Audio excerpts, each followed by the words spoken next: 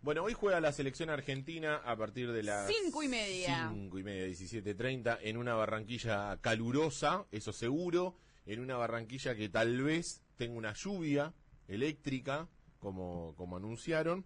Pero sin duda que una de las noticias de esta doble fecha que tuvo Argentino, que va a tener ya con el partido consumado con Chile y esa victoria y el partido de hoy contra Colombia, fue la ausencia de Lionel Messi en la convocatoria. Ante la pregunta de mi hijo fue que está recuperándose de una lesión. Esa lesión que se le provocó en la final de la Copa América, todos recordamos ese llanto. Ah, por Dios, no, y además la imagen. La imagen fue terrible, ese tobillo destrozado. Bueno, recién ahora Messi está volviendo. Ay, no me hice acordar del llanto y ya me da angustia de vuelta. Sentado en el banco. Sentado en el banco con Paredes, no sabiendo qué hacer. La situación de Paredes era... haciéndole una palmita. Sí, viste que uno muchas veces se encuentra en la situación de Paredes, que no sabes qué hacer. Onda, le digo... si me está llorando Messi al lado, yo lo abrazo, no sé. Sí, algo. pero le decís, no, ya está, ya fue, va a pasar pronto, no le decís nada. Es compleja la situación de Paredes. Bueno, en ese caso veíamos la situación de Lionel Messi con ese tobillo recontrahinchado, inflamado, a raíz de una lesión ligamentaria. Todo eso me llevó en su momento a pensar, ¿qué está pasando con el deporte de alto rendimiento y los futbolistas, sobre todo de alto rendimiento? Porque también, por ejemplo, habían salido noticias que indicaban que, por ejemplo, hasta el mes de abril ya iban más de 20 lesiones ligamentarias en solo la primera división del fútbol argentino. Sí. Todo eso empecé a decir, algo está pasando, porque no es normal o no es casual que pase tan seguido todo el tiempo. Eso solo en la primera división. Yo soy hincha de un club el cual ha sufrido muchas lesiones ligamentarias también en estos últimos meses. Para hablar un poco de todo esto, espero no haberlo mareado con toda esta introducción. Estamos en comunicación telefónica con Facundo Muñoz. Él es profesor de educación física, kinesiólogo, osteópata. Facundo, acá Jimena y Diego te saludan desde Radio Sí. ¿Cómo estás? Buen día. Buen día, chicos, ¿cómo andan? ¿Qué tal, Facundo? Gracias por este ratito. ¿Cómo estás? Por favor, gracias a ustedes por el espacio. Nada, no sé si escuchaste toda esta introducción, espero no haberte mareado para llegar a preguntar, y la consulta es, ¿está pasando esto de que cada vez hay más lesiones ligamentarias en el deporte de alto rendimiento? ¿Y por qué, no? Claro, ¿y por qué se da? Sí, es una realidad. No tenemos que dejar de tener en cuenta de que son accidentes. Sí. Por más de que trabajemos sobre la prevención, que está bueno hacerlo, estamos trabajando para disminuir la tasa de accidentes, pero que van a seguir surgiendo. Y lo que tenemos que tener en cuenta es que hoy en día lo que está sucediendo es que los pibes y las pibas, porque ahora están jugando las chicas también al fútbol por suerte, están siendo estimuladas desde a muy temprana edad, ¿sí? Y a alta intensidad para poder competir a esa alta intensidad. Por lo que sucede que el desarrollo motor se ve beneficiado, obviamente, porque está bueno que estimulemos a los chicos y a las chicas muy chiquitos, pero a nivel tejido lo que tenemos que tener en cuenta es que empieza a haber una saturación y un desgaste, ¿sí?, del tejido, que no lo vamos a pagar cuando somos chicos porque somos de goma, pero sí lo vamos a pagar cuando empezamos a osificarnos y a tener la madurez, que es lo que estamos viendo hoy en día en el fútbol argentino y en el fútbol mundial. Sí, entonces hay un montón de factores que tenemos que tener en cuenta. No es un solo factor al que tenemos que mirar, es algo multifactorial. Estaría bueno, por ejemplo, el tema de la genética, lo que hablamos, la saturación de los tejidos, y después hay temas propios del jugador y ajenos del jugador. Los que son ajenos del jugador es, por ejemplo, el campo de juego, son todos los campos de juego diferentes, césped alto, césped bajo, sintético, riego sí, riego no. El calzado del futbolista, que también favorece al mecanismo de lesión del ligamento cruzado, y ya vamos a ver cuál es. ¿Qué más? El contacto, que esto es medio relativo, porque generalmente, no sé si ustedes vieron el tema de rotura del ligamento cruzado, la mayoría de las veces el jugador se lastima solo. Sí, en general, claro, se suele dar que se le traba la rodilla, no sé, que quiere girar y se le traba la pierna. Exacto. Pero sí. Pisa, el botín lo deja clavado. Queda clavado, claro. Y ahí se rompió solo. O sea, no es deporte de contacto, favorece a las lesiones, pero en este tipo de lesión es como medio borde. O sea, me parece que está bueno tenerlo en cuenta, pero generalmente el ligamento cruzado se rompe solo. Lo que es sí propio del jugador, que es lo más importante y lo que quería hablar con ustedes, y siempre en el consultorio hablamos de los vecinos, ¿sí? Yo digo que la pierna hacia la izquierda o la derecha es un edificio, la rodilla está ubicada en el primer piso, ¿sí? Los vecinos serían el pie y la cadera, que es lo que tenemos que estar mirando, ¿sí? La que se lastima es la rodilla, pero lo que tenemos que tener en cuenta es que hoy a los jugadores de fútbol, con los entrenamientos que tienen a temprana edad y con la carrera que llevan, encontramos a los jugadores con la cadera bloqueada en flexión y rotación interna, que justamente es el mecanismo de lesión del ligamento cruzado. Si a esto le sumamos el calzado que hablamos, de que te deja el pie clavado al piso, ya el ligamento cruzado queda en desventaja. Claro. Eso propio de la cadera, ¿sí? Y el vecino de abajo, el de la planta baja, que es el pie, bueno, ustedes conocerán pies de jugadores, después la carrera, después los pisotones, las patadas, los arcos vencidos, son articulaciones que están muy desgastadas, ¿sí? Y tenemos que tener en cuenta también de que somos asimétricos. O sea, el primer test que se hace en mi consultorio, medición de miembros inferiores. Siempre encontramos una diferencia entre izquierda y derecha, que es milimétrica, pero eso está bueno ajustarlo para que tengamos la misma descarga de peso entre una pierna y la otra. Claro. Y entonces, eso también está bueno, y bueno, el administrador de este edificio, para seguir con la analogía, sería la columna vertebral. Y la columna vertebral generalmente la encontramos, las lesiones más comunes, en la tercera, cuarta y quinta lumbar, que justamente son las encargadas de regular la rodilla. Por lo tanto, si ahí no hay espacio para que salgan los nervios que van hacia la rodilla, se va a ver afectada tanto la motricidad como la sensibilidad de esta articulación. Entonces es como que todo está dado para que tengamos este tipo de lesión. Sí, y además, ¿sabes qué, Facundo? Ahora que vos decís lo de la cadera y los tobillos, sí. En general suele pasar que cuando uno charla o ve a algún exfutbolista que ya no está en actividad, los mayores problemas que tienen físicos se dan justamente en la cadera y en los tobillos, que caminan medio torcido por el dolor que tienen y que sienten en esos lugares. Y sí, son las dos articulaciones que más sufren la carrera de un futbolista. El pie, propiamente por el contacto, ahí sí.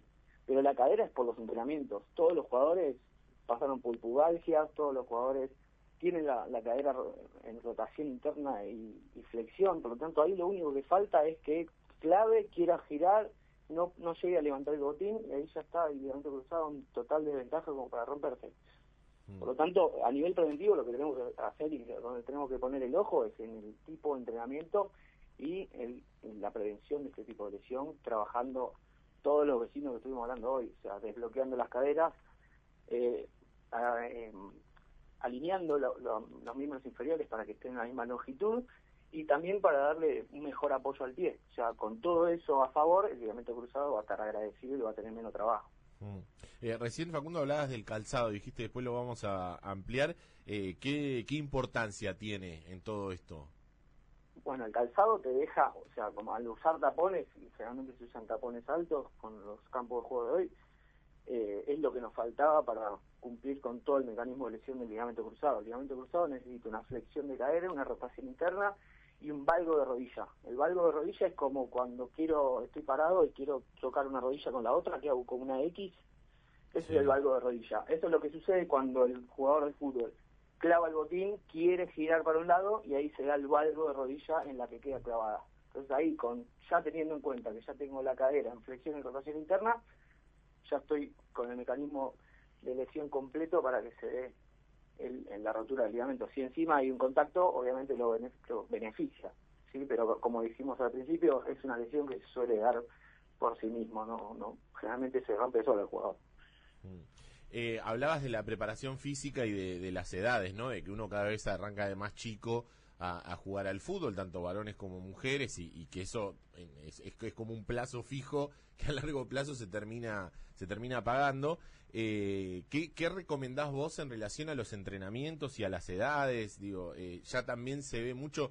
Yo tengo 42 años y cuando yo jugaba al fútbol, ir al gimnasio en la adolescencia no estaba tan bien visto, porque era como, no, todavía no, esperé un poco, y ahora ya a los 12, 13 ya se meten adentro de un gimnasio al margen del entrenamiento que puedan hacer con sus respectivos clubes. ¿Cómo lo ves vos? ¿Estás de acuerdo? ¿Cómo lo planificarías? Eso estaría bueno, está bueno que lo hagan por el tema del desarrollo motor, pero estaría bueno que lo hagan de forma conjunta con un kinesiólogo, con un osteópata, con un ortopedista, si lo necesita para mejorar el apoyo del pie.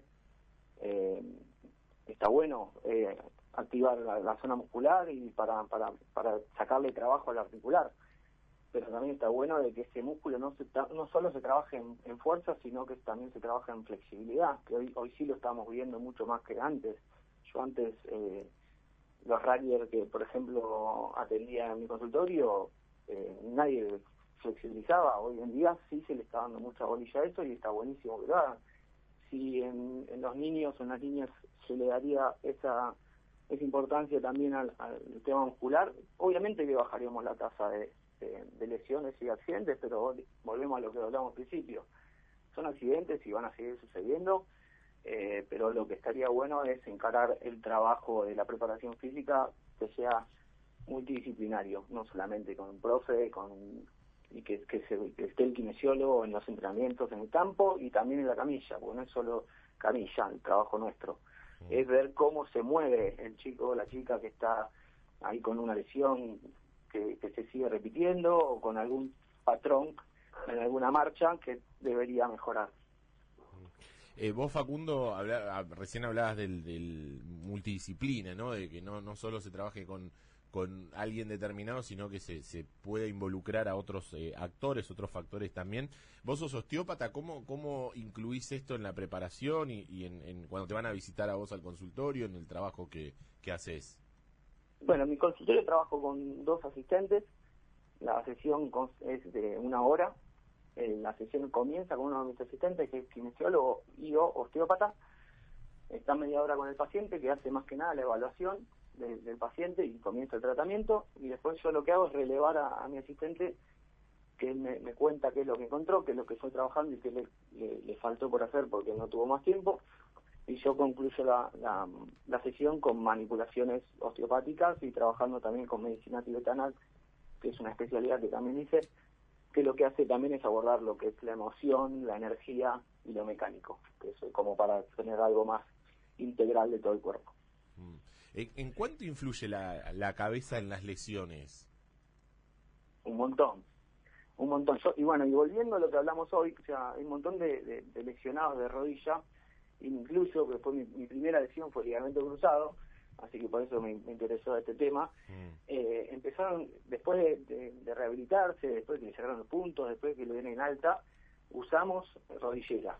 O sea, la rodillera lo único que hace es quitarle movilidad a la rodilla, por lo tanto ahí estamos comprometiendo a los vecinos de arriba y a los vecinos de abajo, volviendo al tema. O sea, y ahí es lo que siempre le digo a mis pacientes, o sea, la rodillera no es para la rodilla, es para la cabeza. Si a vos te sirve un tiempo usarla, usala, pero que sea por un periodo de tiempo, porque la rodillera no te va a salvar de un accidente, te va a quitar movilidad, es lo único que hace.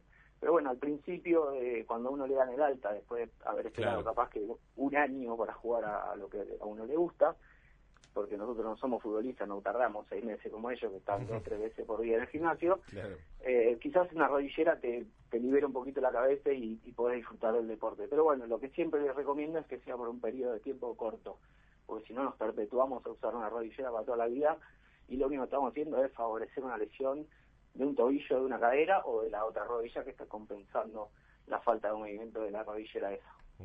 Te preguntaba esto de la cabeza, pues se me vino a la mente el ejemplo de Gago, ¿no? De Fernando Gago, y cómo cuando se recuperaba de una lesión ligamentaria, inmediatamente le volvía a pasar, y ahí uno empezaba a pensar, decía, ¿cuánto tiene del tema físico, pero cuánto en su cabeza, ¿no? Estaba el trabajo ese de hacer de no entrar pensando en me va a volver a pasar, porque aparte le pasaba con River, digo, había como toda una carga emocional que siempre le terminaba sucediendo. Sí, eso no hay que dejar de tenerlo en cuenta, pero así como mencionás este tema de Gago, también hay que mencionar de que volvió de 7 lesiones, tal cual, como no hubiese vuelto ningún otro jugador, o sea, es un distinto, una cabeza enorme. Sí, desde ya. Bueno, el ejemplo acá, Gonza, el productor me aporta el ejemplo de Di María en las finales también, hasta que se rompió como esa cuestión de la cabeza, en las finales siempre algo sucedía. Bueno, y esa sí es la lesión más común del fútbol, las lesiones musculares. Pero bueno, no prenden tanto las alarmas como una lesión ligamentaria, porque en 20 días estás adentro de la cancha. Y una lesión de rodilla, ligamento cruzado, con suerte estás en 6 meses adentro.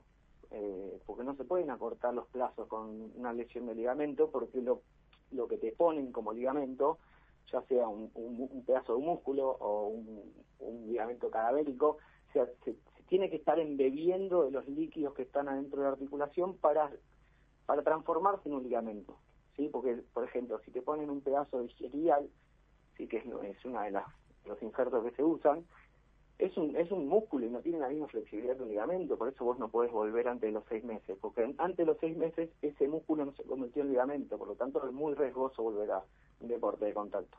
Claro, sí, se entiende perfecto. Bueno, Facundo, te agradecemos mucho este ratito con nosotros, teníamos un montón de dudas para consultarte, gracias por tu tiempo, gracias por este rato. Muchas gracias a ustedes, cuando quieran volvemos a charlar. Dale, Facundo, gracias. Chau. Charlábamos con Facundo Muñoz, profesor de Educación Física, Kinesiología y osteópata.